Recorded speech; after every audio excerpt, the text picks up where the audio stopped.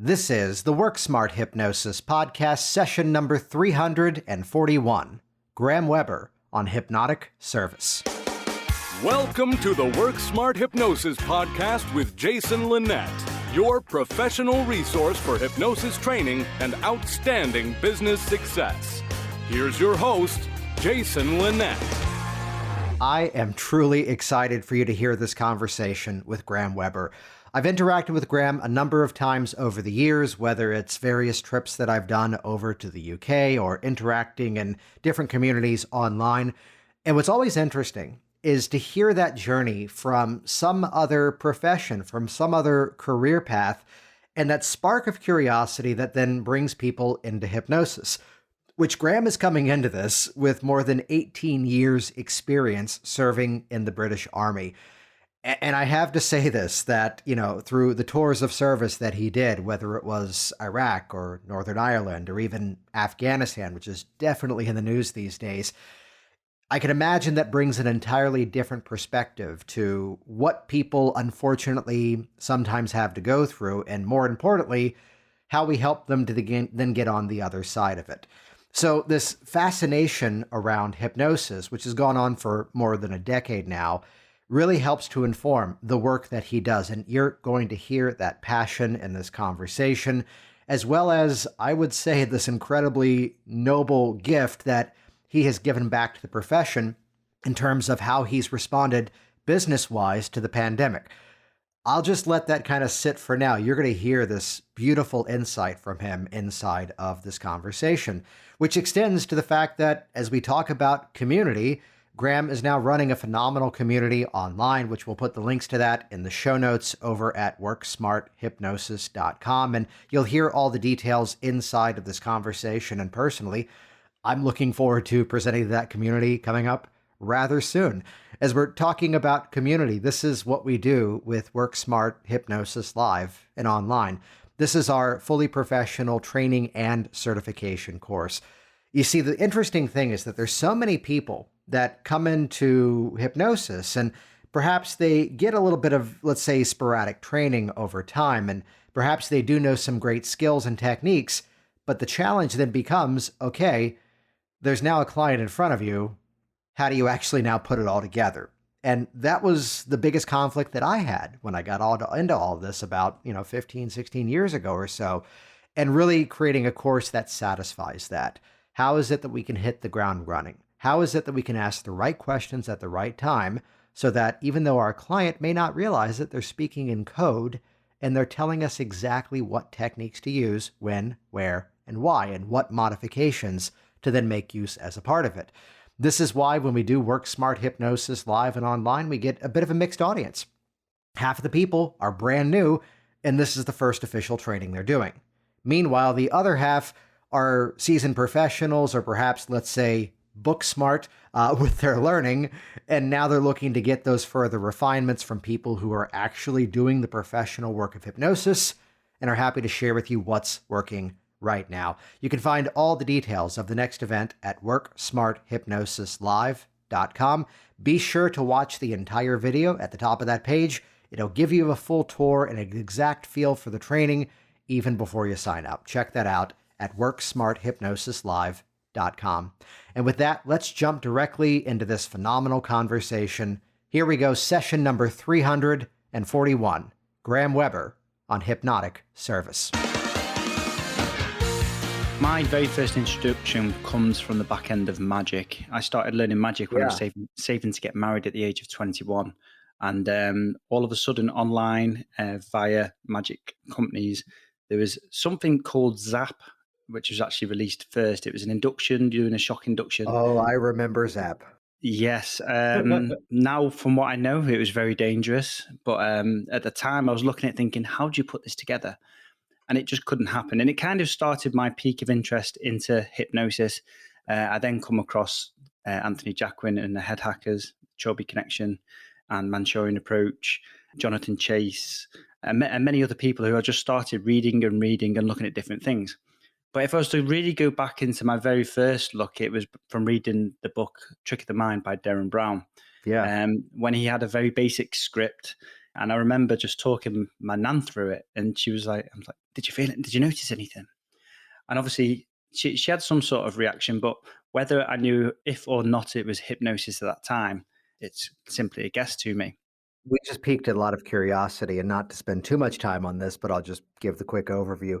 I forget the man's name who did it, but ZAP was this sort of instant induction program where, tell me if I'm using the fair words, and it's not my place to speak negatively of it because they're not here, but you are like yanking the person to the ground and launching them a good 5 or 6 feet away.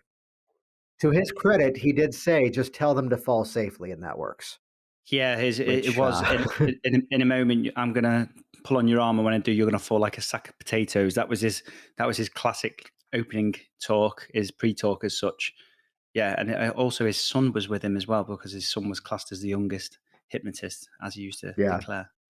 So then from, again, just the curiosity from magic to then here's the videos, then here's the world of the Jacquins and Jonathan Chase. What was the sort of other journey at the same time? Because were you in military at that time too? Yeah, yeah. So I've been serving since the 10th of June 2002. I still serve now. I'm a sergeant in the Royal Electrical Mechanical Engineers as a vehicle mechanic, and I still use that time mostly to build myself up. I've got 4 years left to build up my career to when I get a full pension. There's not very many people who get a full pension from the day you leave somewhere for the rest of your life, Yes. and obviously pride as well. You know, I had army cadets when I was younger. I always had a vision of what I wanted to do. Although I only joined the army for 4 years initially, good times have carried me through more. And obviously now towards the end as well, it's family based, making sure I've got that security. And as much as I know for the career that I can make with hypnosis and everything in the pathway, it's also just knowing that you're going to get to the end of that colour service and get the big pat on the back, so to say. Yeah, I love that and definitely respect it. There's people I've worked with over here in the States that kind of fell into a similar category as to this many years left, and then here comes the pension, this many years, and then, we have different countries, of course, but the fact of the health insurance is now covered by doing this out. But even from that perspective of, this is service, this is something that I'm a part of. And part of the reason I wanted to have you on here is one, respecting the work that you do, but also two, that balance and this beautiful place coming down the road as to as this story ends, it's not the what am I going to now do? It's that it's already built, right? No, absolutely. As I was saying before, I was at the Army versus Navy rugby match where I was playing with my band. I was entertaining the REME tent. So my cap badge is tent. When I bumped into an old boss, he was a senior soldier, what's known as an ASM, an artificer sergeant major. I checked in with him to see how he was getting on, and he turned just to say he went for officer commissioning and he wasn't selected. He was turned down. And until that point, he'd literally set his life on going commission, that he hadn't looked at any other avenue as to what he may do for when he gets out. And it was like, he's literally about to go from being a senior soldier to a civilian in weeks. He hadn't planned it and he didn't know where he was going. Now, with the qualification and things for his role, I'm sure he found a good enough job to be able to carry him. But obviously, that self pride and everything at that moment was completely took from under his feet as such, because then he never had it. And I always vowed to myself from that point that I was going to find something and start planning from that day. And it pretty much was from then that I started to plan everything, looking even more into my hypnosis. But that kind of never stopped. But then I started to find a pathway into the therapy side of life, because obviously at first I started it for entertainment to complement magic. Yeah, that's what I was about to ask. That the original sort of curiosity was that here's something else I can present. What was part of that transition then in terms of now using it to help people? Well, the interesting thing, Jason, is when I very first started hypnosis, even though I was reading everything, even though I was watching through, and like I said, I read that script to my nan, it actually took me 4 years to very first hypnotize someone. Hmm. I could do magic until the horses came home and wow people. But I could never, because I never had a coach. I think that's a big thing. I never actually ever had a coach in the hypnosis side of it, and I didn't know what it was that I was doing wrong, which couldn't achieve an arm lock or anything else. Until one day I was watching a penguin magic lecture by a guy called Jay Noblezada. So he was a magician first and then a hypnotist as well. And he simply stated that whenever he introduced himself as a hypnotist who does magic. because regardless of the magic that he did, the suggestion of that he was a hypnotist would get the people who wanted to be hypnotized already thinking about hypnosis. And therefore, obviously, the journey would create him to be able to put them into hypnosis a hell of a lot easier.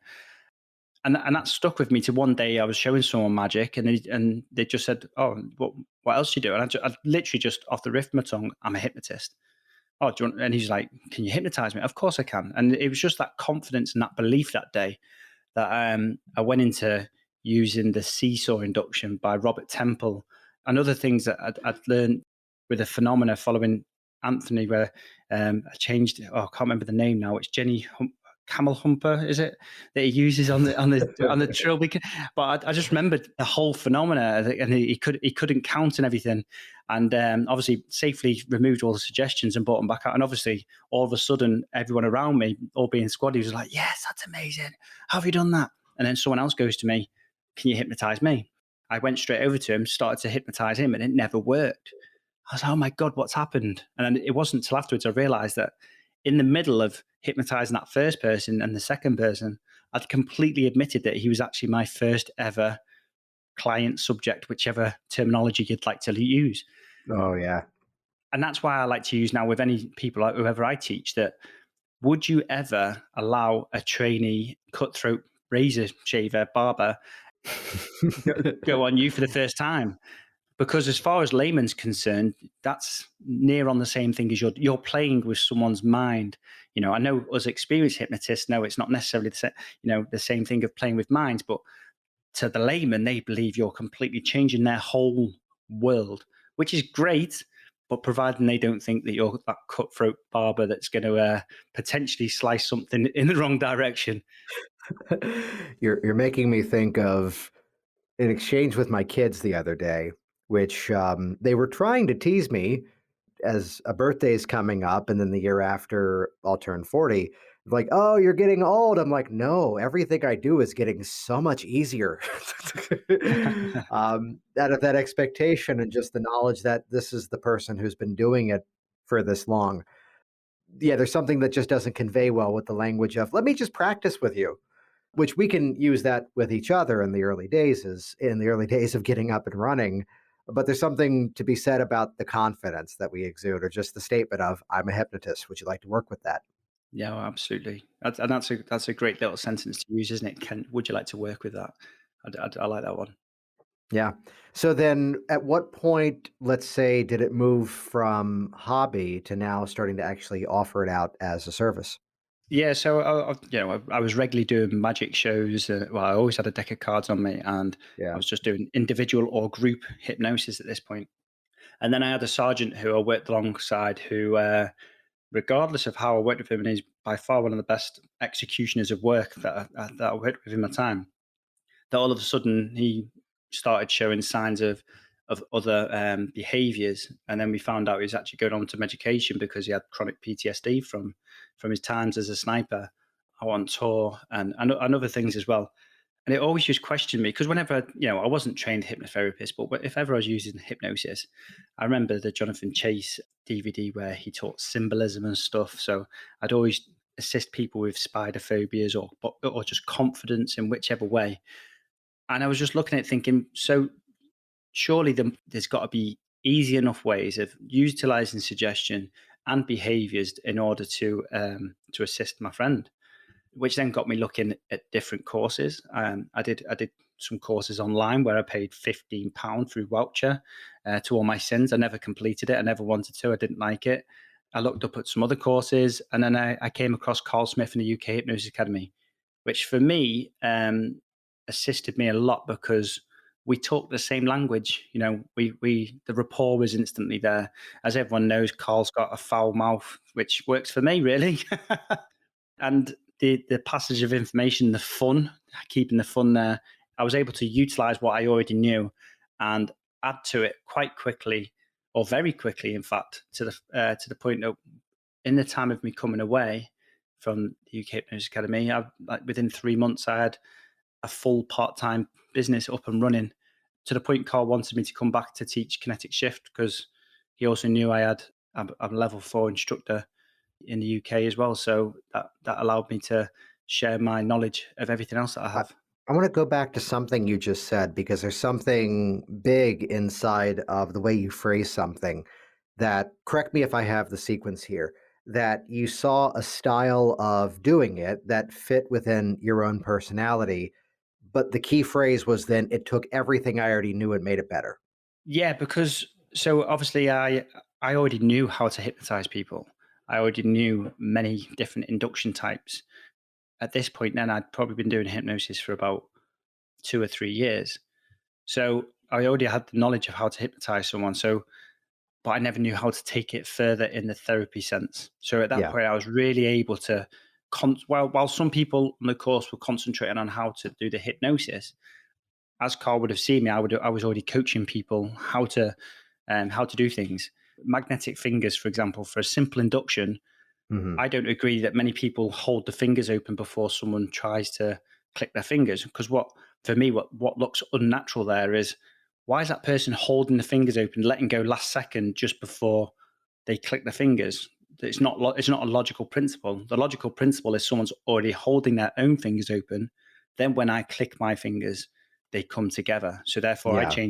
I change it to the fact of, as they're holding their hands, natural catalepsy is happening. As I'm explaining to them that in a minute, I'm going to hold my first two fingers up. You're going to stare at the tips of them. But tell you what, rewind back, and even though this is just audio here, talk us through Yeah. that because I can do 30 minutes on finger magnets theory here. No, no, But absolutely. I no, I love the specificity. Let's rewind back and walk us through this. Yeah. So when someone's going into magnetic fingers, the natural thing, hold your hands out, clasp them together, bring them up like you're doing a prayer. When it gets to that point, I believe then it's your moment to actually coach the person as to what's going to happen. Because if you're coaching them, you're throwing a suggestion in place that they're going to understand. Now, Hmm. normally, a lot of people like to hold the fingers up and they hold their finger and thumb between it to hold them open and say, you're going to look here and they're going to come together. And like I said, I think that's unnatural. So I get the person to sit there with their hands clasped. As they're clasping them, I'll talk to them and show them on my hands what's going to happen. So Yeah. one of two things happening. They're naturally causing catalepsy in their hands because they're squeezing already without even realizing. So they're going white knuckled.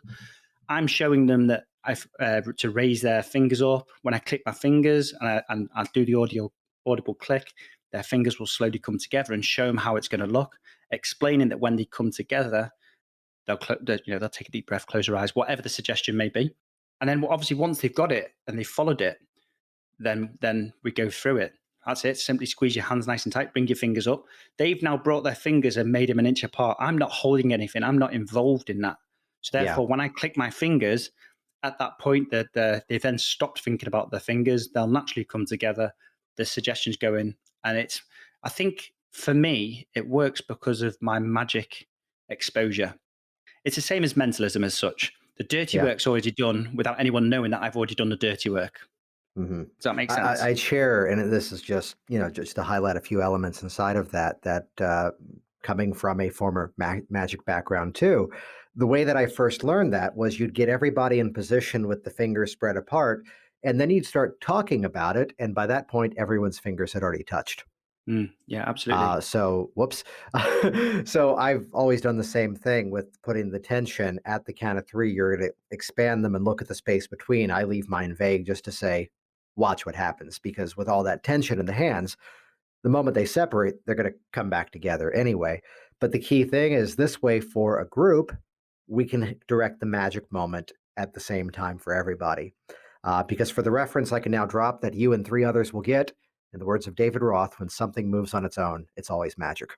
Absolutely. Just us.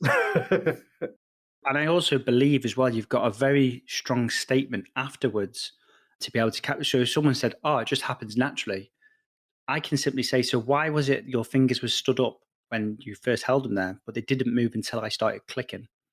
And Yeah. then they've got a really, from the famous words of Mike Mandel, they've then got to start looking inside themselves to then think about what happened. As soon as they start to think inside themselves, they're already going into trance because they're thinking about the internal process, which means then anything else that you then go on to, you're already winning. I just want to highlight for everyone this is one of my favorite conversations around this, where I was at the IMDHA conference, which was in Florida. It's been online the last couple of years because pandemic.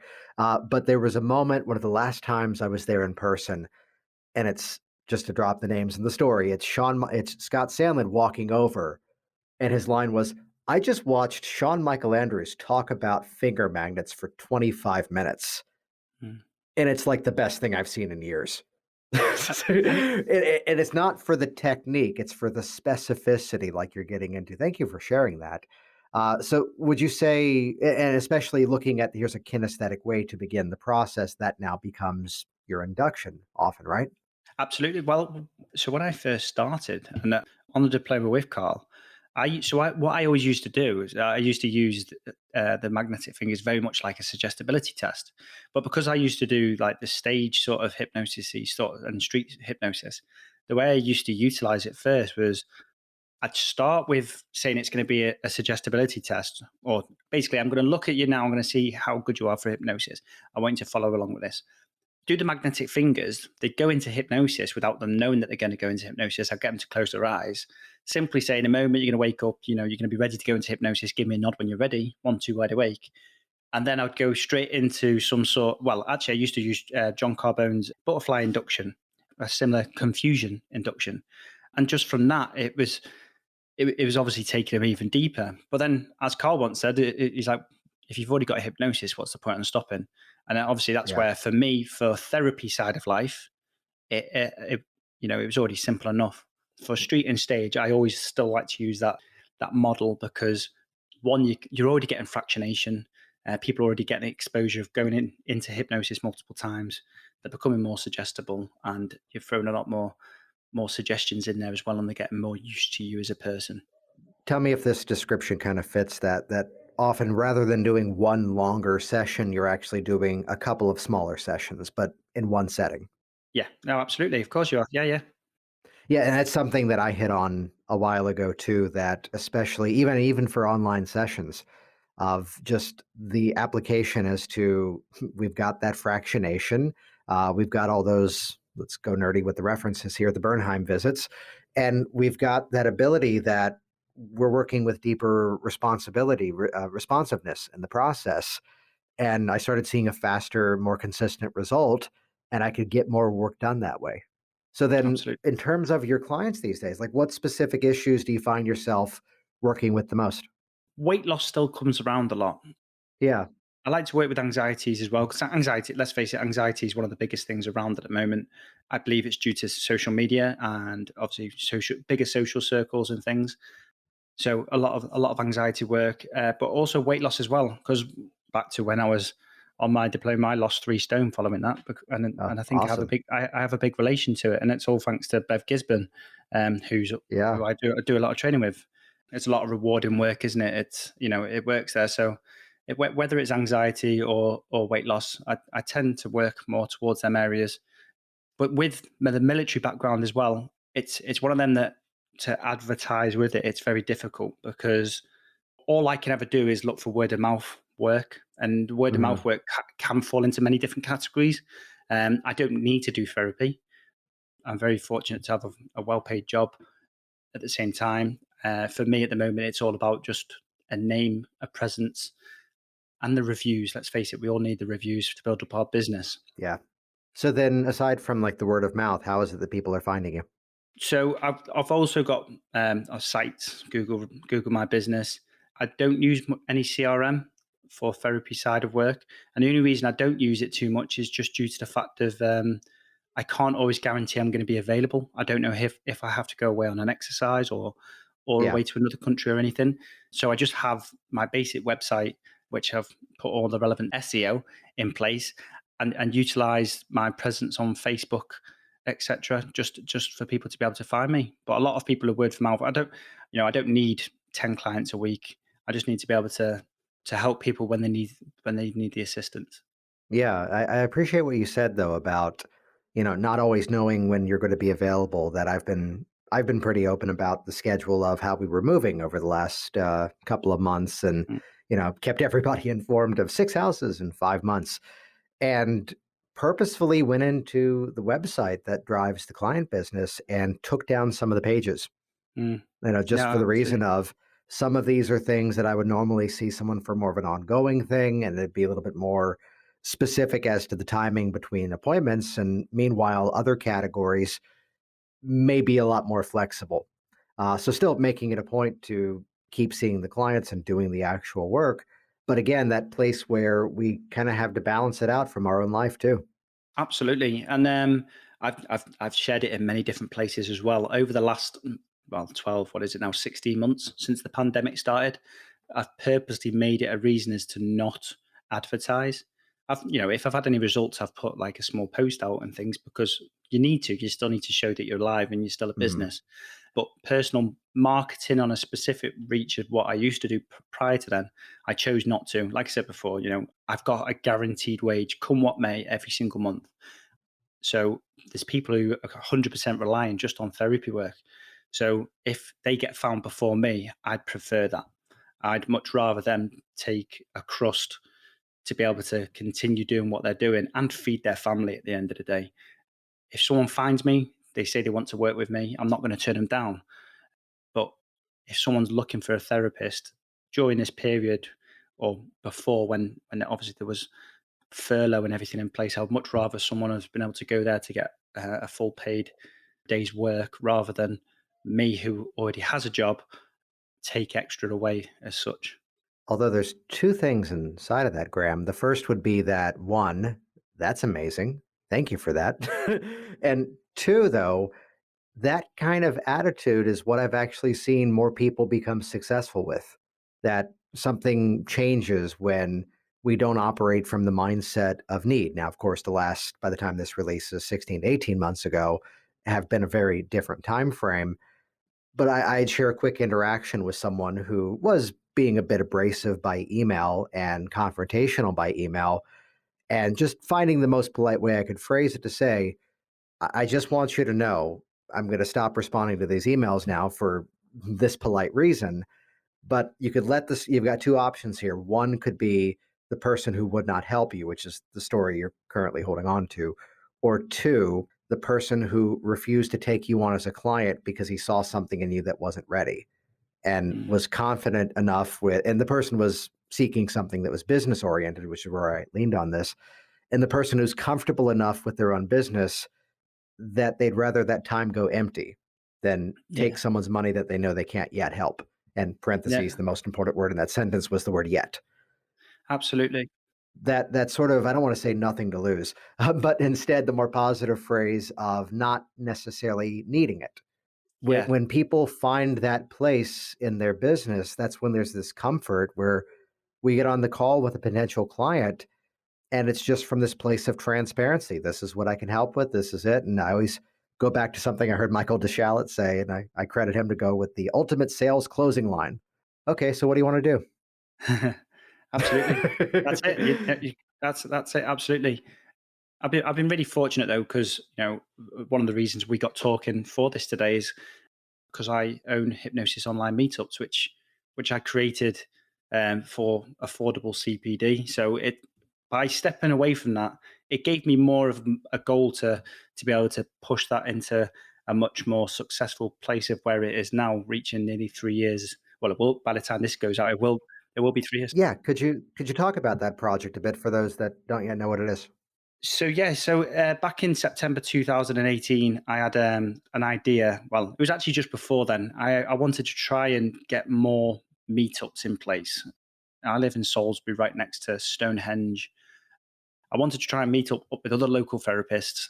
I suppose the inner geek in me was the same as a magic group, where we meet, we talk different talks, we all discuss everything we can practice on each other and whatever, and just make our own little, not cult, but little group and get talking. I put the idea out there. I think we probably had about 30, 40 people from all around the place who were all interested. It came to the evening and three people turned up. Three lovely Mhm. people. We had a really great discussion. We managed to share things, and all the same things cropped up. Women with children, or just not being able to get away because they're single parents or whatever, time frames, clients, and the such like. And very much like you, I'm very into my tech. So I just thought, why not bring it online? At this point, Zoom was still quite new.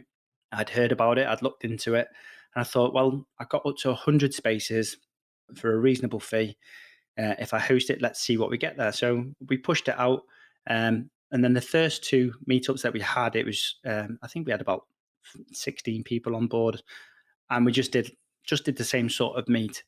But I also noticed, and we discussed about it, we soon noticed that it probably would have gone stale for conversation. So I thought, well, why not make it into the CPD that we should do? Because the UK Hypnosis Convention was coming up when we first met, and I was able to discuss with a couple of other therapists as well. And then Daniel Ryan, based in New York, he said he was more than happy to come on and join me to talk all about past life regression. And as the famous saying goes, the rest is history. I've now hosted over 40 different presenters, I think. I charge a very small fee, basically for accountability, because Yeah. there's nothing worse than putting something on for free and then people saying later they just can't find it. That's a very small point, but worth highlighting that I started doing that when I was hosting a meetup group in Virginia. That, by charging a fee, it's the same as you've got tickets to go see a movie and it's pouring down rain, and you might go, let's just do it over the weekend another time. I would just wait for it to come on television. When someone's done anything of some level of commitment, now it becomes they make it work. Now, of course, there's going to be extenuating circumstances, but it's just a simple statement. As I know this, paying podcast editors and graphic designers, these things do take time, energy, and money to produce. Absolutely. And I charge $9.99 typically. So Mhm. I do a role reverse. I want my meetups to be all about the live audience, because the way it hosts is a person's. I'm hosting the person live. At that same time, because we've got Zoom, I have a number of people on the chat live at the exact same time. So just like you and I are talking now, if you had an audience, they could stop you, you'd ask me to stop, and that person can ask the question live exactly about that bit of information. We've all been on Yeah. webinars where everyone's typing away at the bottom. Let's take Mike and Chris at the moment. They're doing their 5-day challenge, and you see all these comments, and there's no way they can keep up with it.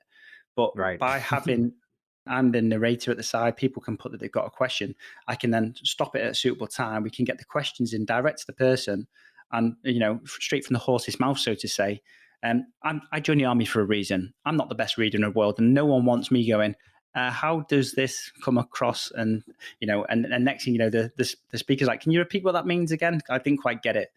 So instead, I can just unmute the person who typed the question in the first place, or put Yeah. that they have a question, they ask it, the person answers it back.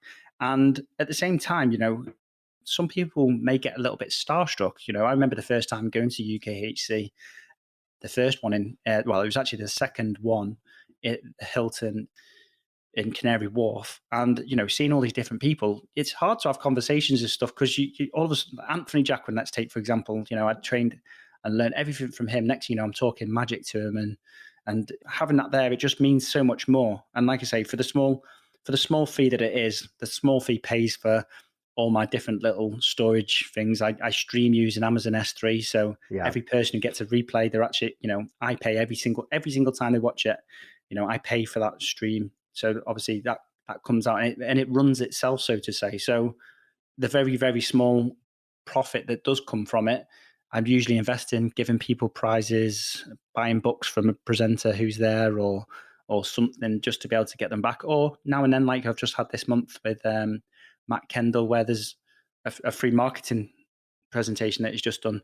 So I like to host someone free 2 times a year for anyone who Yeah. may not know about it.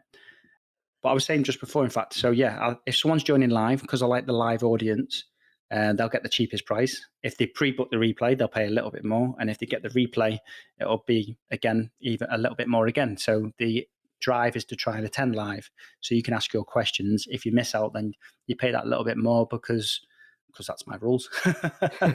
No, what's great about all of this is that, just to share a connection here, I was the one in the office that was in Virginia, which is now all in boxes, and at the time of this recording arrives in 2 days.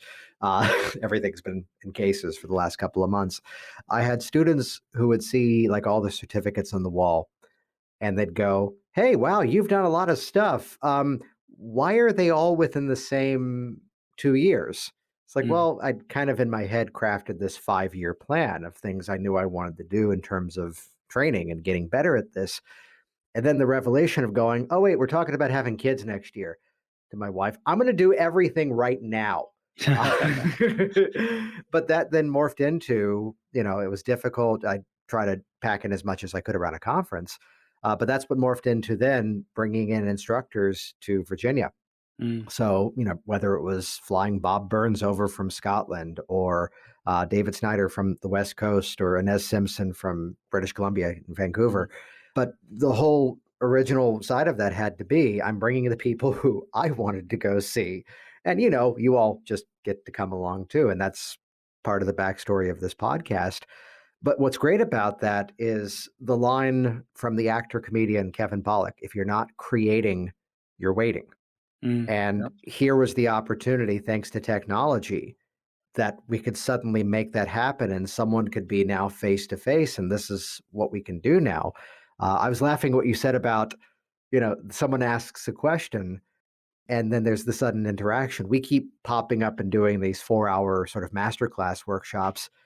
And in one recently, someone typed in the chat and I just went, hey, your camera's on. Let's just go ahead and unmute you and spotlight you. Can you ask that? Well, great. Sounds like we've got a volunteer for the demo. Yep. It works better though, doesn't it? It works, the person actually asking that question, just the color, the vibe to it, everything. It's Yeah. the amount of presenters who probably said, "Oh, I might have said a little bit too much about that at the end." As if they gave too much of their thing, just because of that question. That little golden nugget that falls out the presentation, which makes someone smile, give someone that extra little something that they can go away and work with in their therapy room. That's what it's all about. Or something you said earlier. And I'd love to hear your take on this because honestly, this was one of my sticking points coming from originally a stage hypnosis respect and then moving into working with clients for change.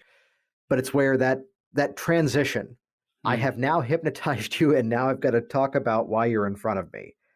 And I think Jonathan Chase, correct me on this, he calls it the super suggestion. Which is Jonathan Something Chase. of that, I believe, or somewhat from this point forward. Yeah, Anything you which can hear, anything you can feel, you can feel. Anything you can see, you can see. Was that Jonathan Chase or was that I Anthony? may have heard him say it and highlight it. Let's give him the credit and Yeah, keep yeah. going in our chat, though. Which would be just that question. And this is something that pops up in trainings that I offer all the time where they go, but how do I make that transition from the deepener into the actual thing? And the answer technically is just you start doing it. But what's your take on that? How do we start to make that transition, if there is even a transition? Yeah, very, very good question. I'm a very direct therapist. Yeah. I'm definitely not a scripter. I've tried it. Again, me and reading doesn't work too great. So I think the best thing to just do is utilize your imagination and where you believe things are going, and utilizing your intention, you can guide them to the best information. Now, whether it's content free, whether you've got some content, just work with them. I believe at the earliest stage, get as much information as you possibly can and guide them towards what you can construct. Think about the languages that you utilize when you're making your skits up, in order to throw the suggestion in place to imagine how they see things, but also calm it down as well. You don't need to repeat and repeat and repeat too much, because they won't be necessarily in as deep of a trance as what you would be from fractionating 30 times during a hypnosis show.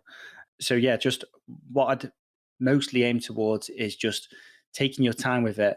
Have yourself a plan in mind. Now, although some people throw a very big argument of this, I don't use scripts, but at very first I used bullet points. So I had Yeah. areas of where I wanted to hit.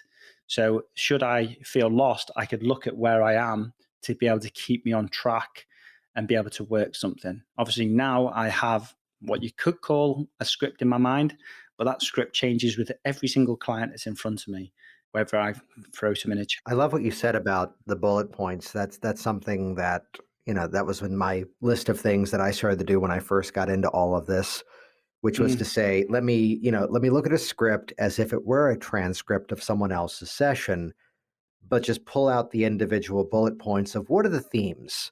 Yeah, What yeah. are the things that we're bringing up inside of this? And that becomes that sort of session swipe file without fully reading to the person, of course.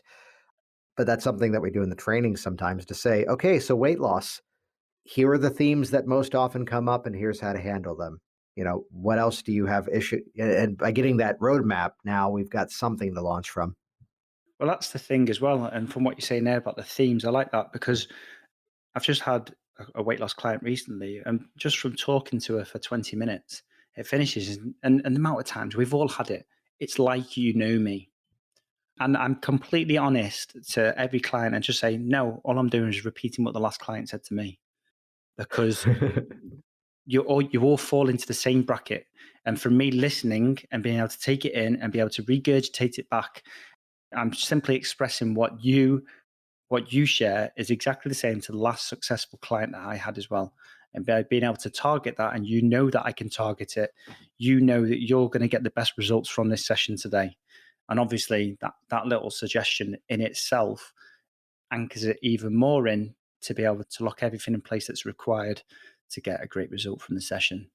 That's a beautiful way of introducing that, especially that they're technically part of a community. And, Oh, as they're in we're that all community, humans. right, yeah. Do you bring any of your own weight loss story into either your marketing or sessions at all? I did more when I lost my weight. Obviously, naturally, I had a comparison image because I went from 17 stone down to 14 stone. I've probably balanced out a little bit now with children and just general life. You always find that balance, but I'm never nowhere near the size of what I was.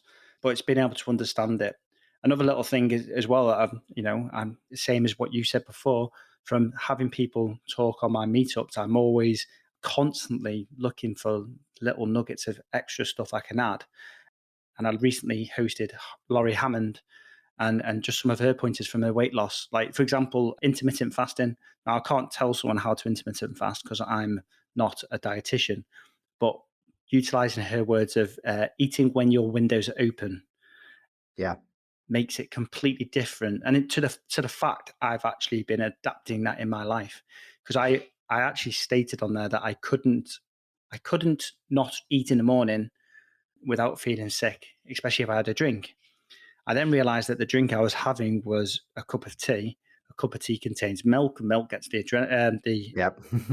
insulin going, which therefore starts my stomach. I started having a drink of water in the morning. I was then able to go up until 12 o'clock or Yeah. lunchtime before my stomach would start rumbling. And it really did make me start to think more about my eating habits and how I was behaving.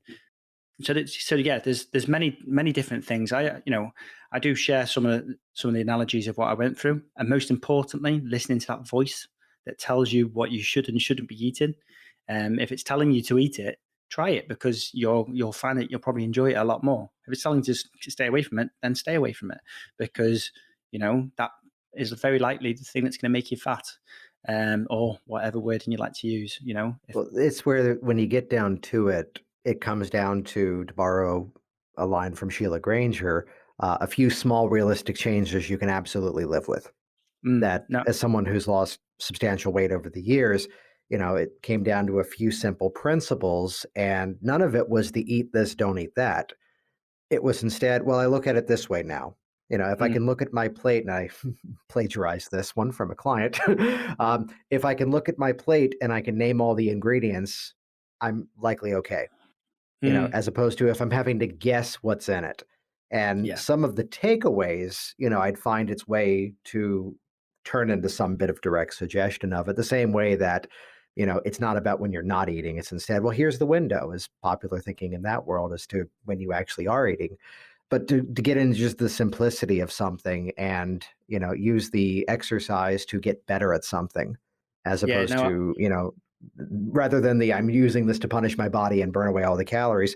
No, this is, I went in for a personal training session recently as we switched gyms and they offered it free. And I'm like, this is not going to go well. yeah, Why? Because this is my uh, time to practice something, to get better at it, to build strength at something. And all right, let's run you through the workout. I'm like, I'm already getting angry at this guy. This is not how I do it. no, absolutely. And one of the big things as well is obviously the whole term of fat shaming. Yeah. I don't agree with fat shaming, but I do agree with utilizing the words of what the client says. Now, if a client Yes. says that they're fat, I will call them fat because that's the terminology that they start with. And obviously everything will trigger towards the fact of being fat if you don't stick with it. However, one thing that I came up with is the fact of when you're doing the change work, you may come into a room which is full of mirrors. They can decide to stand there, whether they're clothed or naked, but they're looking at themselves properly. They're looking at their fat areas. They're looking at their desired self in 6, 12, 18 months' time. And I like them to put on, that desired image of what they have. They reach forward and put like a morph suit on, just a metaphoric stance. But I like to finish it off that at the end of it, they are no longer fat. They are a working project towards that goal of what they want to achieve. And I get them to repeat it multiple times. What are you? I'm a working project. Are you going to achieve that working project? Yes, I am. That goal's there. They've got something to achieve towards, rather than just, the same thing of, oh yeah, it's been 13 minutes now and I'm still fat. What's going on with me? Do you know what I mean? So completely shifting all the way to the right. Another thing as well, it's only something I've actually recently started doing actually, is when someone states that they have probably too many takeaways, I'd get them to save their money to one side to see how fast they actually make up the cost of what it cost me to do the therapy with them. And considering someone saved £132 in 2 weeks, it wasn't very long until she was starting to save up her money to pay herself back for the sessions that she'd had with me, which is quite amazing, and also quite saddening to think of how much she spent on KFCs and whatnot in the meantime. Yeah. This has been great, Graham, having you on here and hearing the insight as terms of how you got into all of this, and especially just bringing the transparency into the communication of it, as well as some great insights of how to work with people. How can people best get in contact with you? So the best place for me is my hypnosisonlinemeetups.com. I host a lot of stuff through there. I've got a Facebook group and page for it. Graham Webber on Facebook. Feel free to send me a friend request. However, just send me a little message or something that you've heard from me on here or something. As you can imagine, a lot of friend requests come through. I like to look at profiles to see if they're genuine and stuff. I like to say hi to people. And when I don't get a hi back, then I tend to delete them, because, I'm sure everyone goes through that in their careers now. I do only have one Facebook account, so I'm more than happy to share things with people. But just send me a message and say that you heard from me on here. It'd be really great to connect with people. Yeah, and we'll put everything over in the show notes. This is episode number 341. So if you just go to worksmarthypnosis.com/341, that'll just bring you right over. We'll put those links over on the website too. Graham, before we wrap it up, any final thoughts for the listeners out there? Be yourself, be confident, and just believe in what you can do. Whether it's trying to get someone into hypnosis, whether it's just trying to connect with someone, think about, if it was you in them shoes, how would you want to be treated, and follow it up. I always say to my children, treat people how you want to be treated. And if you do, you'll always go a million ways in life. If you treat someone in a rude manner, you'll get rude back. So always treat people how you want to be treated. And that goes exactly the same for therapy. So always do that. Jason Linett here once again. And as always, thank you so much for leaving your reviews online, for interacting with this program and sharing it in your ongoing conversations. Be sure to head over to the show notes at worksmarthypnosis.com to find the details as to the community that Graham runs and how to become a part of that too. And on top of that, while you're there, check out worksmarthypnosislive.com. The skills that we have can help people to change people's lives. The skills that we share with our clients help them to transform themselves and even the lives of those around them. However, imagine the confidence that'll be different inside of what you do when you can go about it logically, effectively, with proven systems that make it so you can really be there in the moment with your client, troubleshoot any of the process on the fly, and customize specifically to their needs. That's what WorkSmart Hypnosis Live is all about. So get the details, watch the full video. We'll see you there at worksmarthypnosislive.com. Thanks for listening to the Work Smart Hypnosis podcast at worksmarthypnosis.com.